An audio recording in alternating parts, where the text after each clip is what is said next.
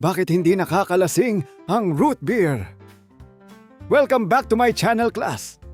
Ako muli si Professor Ipaliwanag ng University of Life at sa episode na ito, pag-uusapan natin kung bakit hindi nakakalasing ang root beer kahit may salitang beer sa pangalan nito. Kapag may nag-abot sa inyo ng isang bote ng root beer, ano ang unang maiisip ninyo? Ay beer ito. Bawal sa bata. Pero ang totoo, pwede ito sa bata dahil ang root beer ay ibang-iba sa beer na iniisip ng karamihan. Tara, class! Buksan natin ang bote ng kaalaman at alamin. Dito, sa The Taglish Explainer. Ang topic na ito ay mula kay Sweet Auntie 2002. Salamat sa suggestion mo. Simulan muna natin sa pinaka-importanting tanong. Ano nga ba ang root beer? Ang root beer ay isang soft drink o carbonated beverage. Katulad ito ng soft drinks na may bula, matamis ang lasa, at karaniwang iniinom bilang pampalamig. Wala itong alkohol sa modernong bersyon na mabibili ninyo sa grocery o convenience store. Ang kakaibang lasa nito ay nanggagaling sa halo ng iba't ibang herbs, spices, at natural flavorings. Noong unang panahon, ang pangunahing sangkap nito ay ang ugat ng halamang tinatawag na sassafras. Dahil dito, tinawag itong root beer. Bukod sa sassafras, gumagamit din noon ng wintergreen, vanilla, licorice root, birch bark, cinnamon, cloves, at iba pang halaman depende sa gumagawa ng recipe. Ngayon, hindi na karaniwang ginagamit ang natural na sassafras oil dahil natuklasan ng mga siyentipiko na ang isang compound nito na tinatawag na saffrole ay maaaring magdulot ng panganib sa kalusugan kapag nainom sa malaking dami sa mahabang panahon. Kaya ang karamihan ng root beer ngayon ay gumagamit na lamang ng saffrole-free flavoring o artificial flavor na nagbibigay ng halos kaparehong lasa. Kaya kapag umiinom kayo ng root beer ngayon, hindi kayo umiinom ng beer. Umiinom kayo ng soft drink na may kasaysayang mahigit 2 siglo. Pero teka, class, kung ganoon pala, bakit maraming tao ang nag-aakalang nakakalasing ito? Ngayon naman, sagutin natin ang tanong na madalas ikagulat ng marami. Nakakalasing ba talaga ang root beer? Ang simpleng sagot ay hindi. Ang ordinaryong root beer na mabibili sa supermarket ay walang alkohol o kaya ay napakaliit ng alkohol nito na halos katumbas lamang ng ibang fermented food at hindi sapat para makalasing. Sa maraming bansa, kabilang ang Pilipinas at Estados Unidos, ito ay itinuturing na non-alcoholic beverage.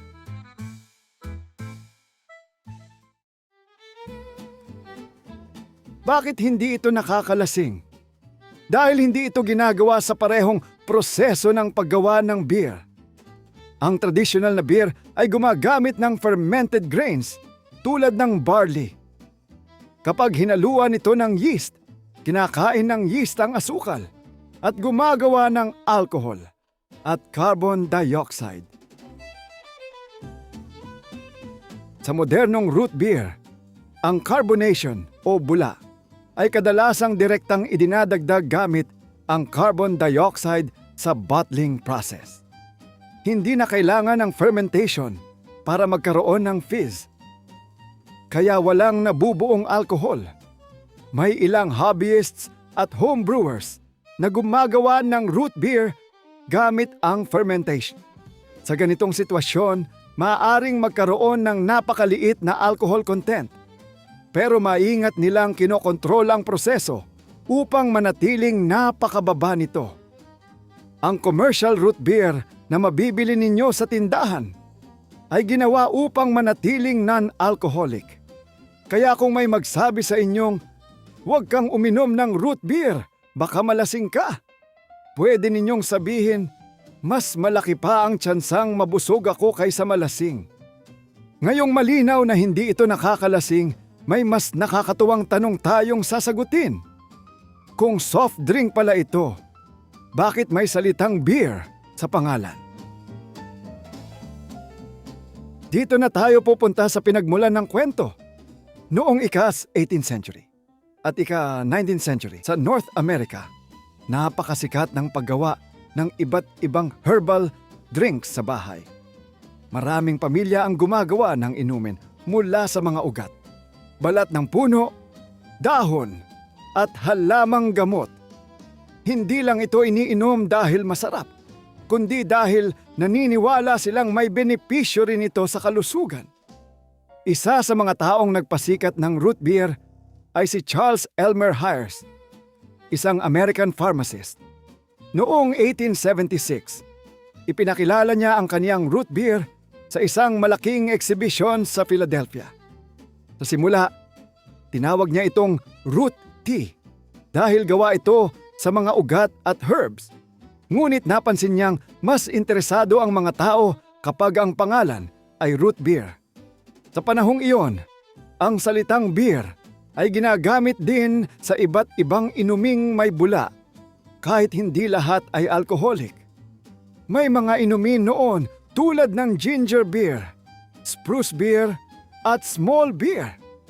Hindi lahat ng mga ito ay may mataas na alcohol content. Ang salitang beer noon ay mas malawak ang kahulugan kaysa sa iniisip natin ngayon. Bago tayo magtapos, heto ang ilang nakakatuwang trivia. Class! Ang isa sa pinakasikat na paraan ng pag-inom ng root beer ay ang root beer float, kung saan nilalagyan ito ng vanilla ice cream. Dahil sa bula ng root beer, umaapaw ang foam at nagiging isang malamig at creamy na dessert drink. Isa pang fun fact, hindi gaanong sikat ang root beer sa maraming bansa sa labas ng North America. Maraming unang beses na nakakatikim nito ang nagugulat sa kakaibang lasa. Dahil ang ilan sa mga flavor nito, tulad ng wintergreen at sassafras, ay madalas ding ginagamit sa toothpaste, mouthwash, at ilang cough syrups. Talagang minsan, ang lasa ng isang inumin ay nakadepende rin sa nakasanayan ng ating panlasa. As we end our discussion class, quick recap lang tayo. Ang root beer ay isang non-alcoholic soft drink na unang ginawa gamit ang iba't ibang ugat at herbs.